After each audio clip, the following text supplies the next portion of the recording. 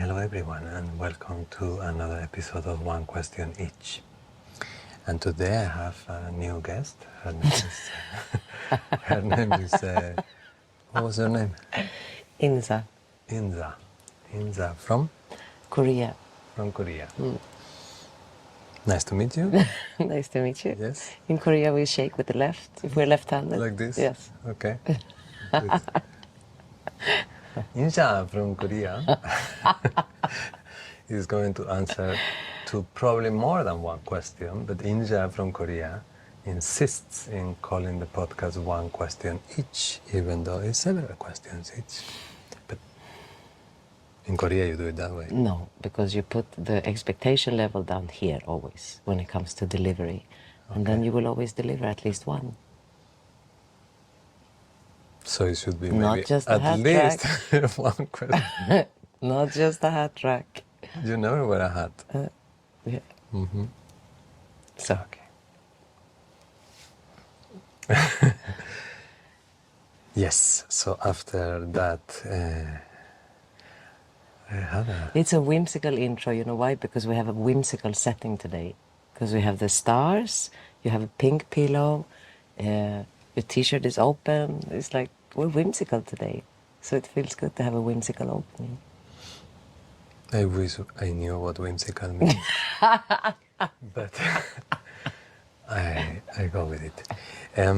So what is the question? The question that I had today is that you're going back to Sweden now for, let's say, at least a couple of years. Depends on what life has to offer, yeah? But that will bring you back to the city. And many years ago when I met you, you self-defined yourself as a city girl. But after these 12 years of adventure in Portugal, I know you have redefined your relationship to nature in a different way.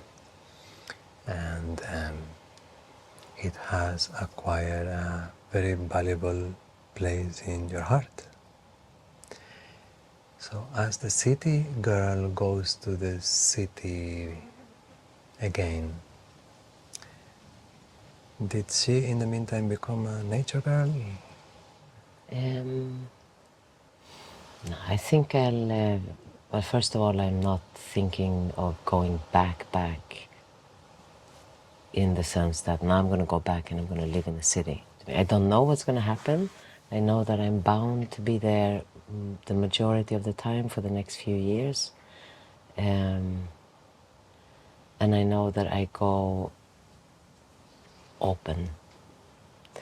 I also know that when having reached this age and this acquiring of sensitivity through the practice, that nature has clearly beaten the city as my preference in where I would like to live, for sure. Like, this is heaven on earth. And I can't see, you can never say never, but I can't see myself ever living in an apartment in the city ever again. Will I enjoy the city? Yes, I will enjoy the city. But I will enjoy it from, I think from this place where I understand it more as a playground that is dense with the possibility of experience. And when you're young and you live in a city, you give yourself in a thoughtless way, almost, to the experience, because experience is experience. But from this place, I know what I don't want to experience, and I know which kind of social settings I do not wish to have. So I feel very clear in how I will use the multitude of offer as another layer of, what I do here, like practicing. It will be a practice in a sense. I'm very excited. I have looked at, the first thing I did was look at different martial arts schools. So I have, there I can all of a sudden go and try and try this and try this and try this and try this. And that, in the place that I am in my training, it feels like welcome. So that, for that is a benefit, yeah. In terms of teaching, it will also be a benefit because I have more space to teach however I want, because there's enough people to be curious and be in touch with me already, that I can actually just have a place, say people come, give donation and leave it at that. And I can do that now. The other things of the city, the entertainment, now. Will I rebel or be slightly depressed about the excess?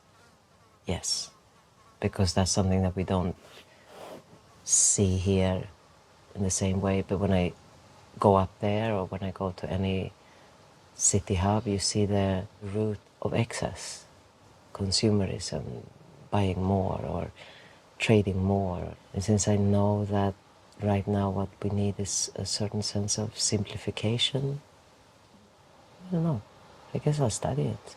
I'll study it.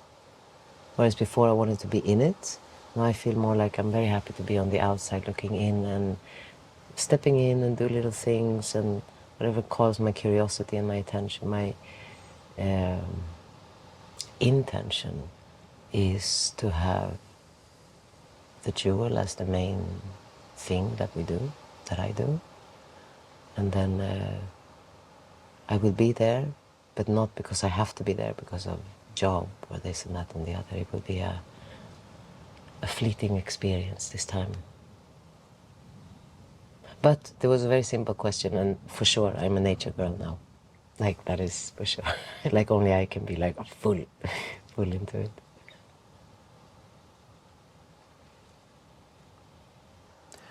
What I witnessed from you was that your passion for all the opportunities that the human jungle in the city offered you was way superior to the subtle influence that nature will give you, because there is not necessarily other people to interact with. You interact with the natural world. Now, as you return to the city, I feel that you have developed a relationship with the natural world.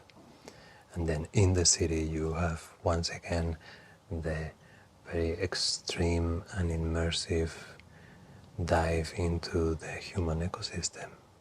Will there be anything in particular about your relationship to the natural world that once you are in the city, you might find yourself reevaluating, revisiting, maybe looking for little corners to discover what is it from living close to the earth that has captured your heart in these last few years?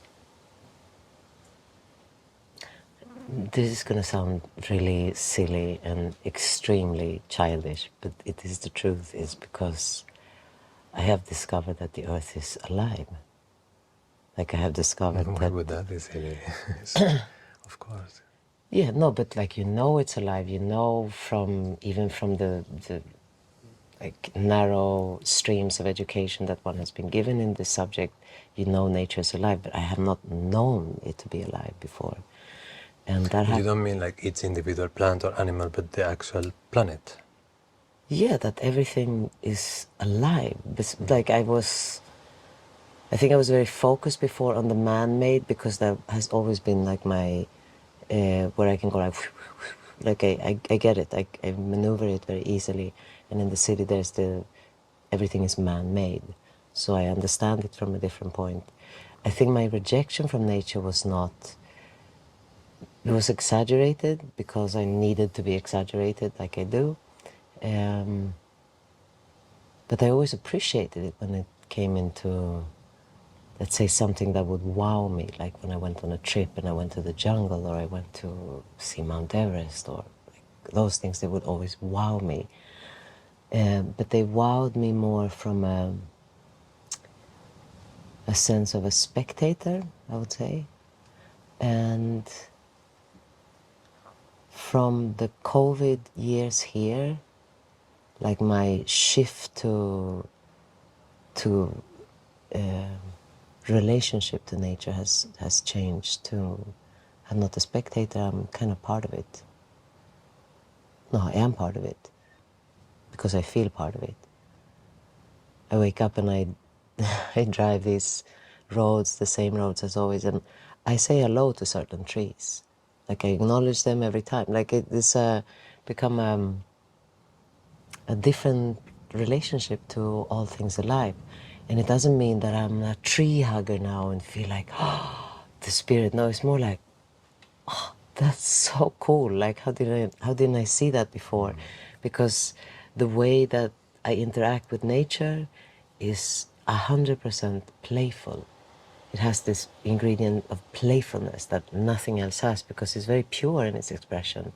So it brings out purity in my expression as well. I relate to it with giggles and screams, and I do my little galops on top of the rocks, and I play my games in my mind just like I did when I was a child. When I walk up the mountain, I find the right path, and I do it as fast as I can, and I like feel like she's my playmate or my ally or something like this. And it is not just because nature here is extremely comforting to me, because I realize the wilderness down here is so comforting. The same way that New York was comforting for my bizarre wilderness that I had in youth, this has been so comforting for my middle-aged wilderness. But as I take that to Sweden, I also know that one of the more heightened experiences of nature that I've ever had is in the Swedish forest and on the Swedish ocean that is completely still.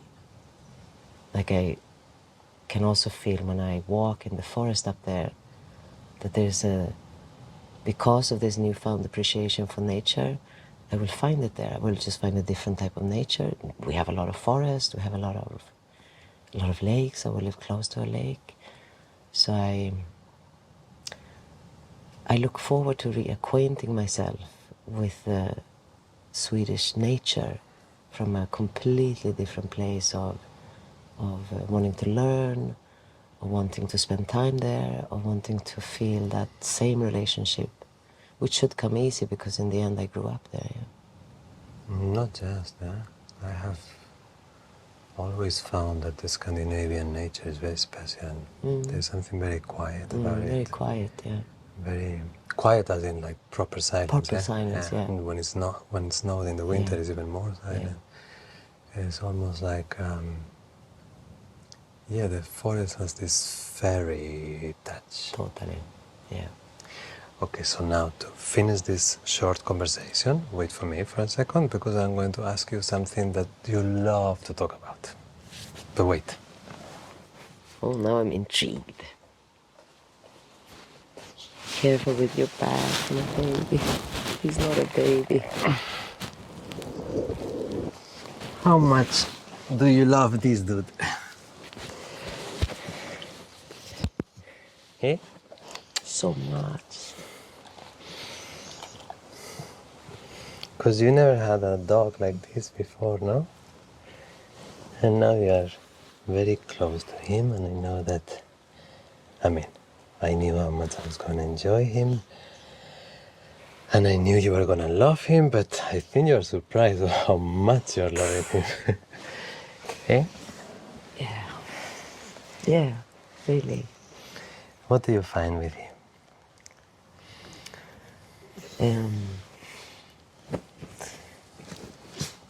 Mr. Moe.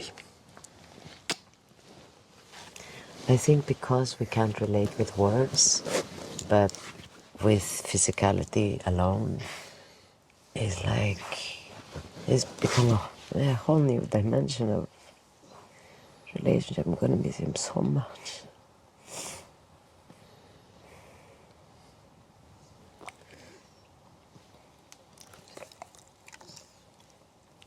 It's just something in... Yeah, because you have to... There's something in an animal that reflects back something very honest, I find. And with Moe, it's like the process of getting to know each other has been now a year, and it's like I know him in a different way than I know somebody with language. It's beautiful. What I like with him is that we humans, we really try this thing of unconditional love, and for him it's so easy. He loves everyone. I have never seen him be mean or cross with anyone. He's a good, good apple. And a good egg. Clumsy as a... And then... Where are you going, dude? Oh, this was too much for him. But it's been nice to have a dog, no? It's being nice for you to have a dog. Oh, yeah. Oh, yes. So, and on that note, like, you are here. This home is here. I love it here. This is my heart home. Will always be my heart home. And then this feeling also of doing an excursion in a, let's not call it anything else than excursion into change. Yeah. It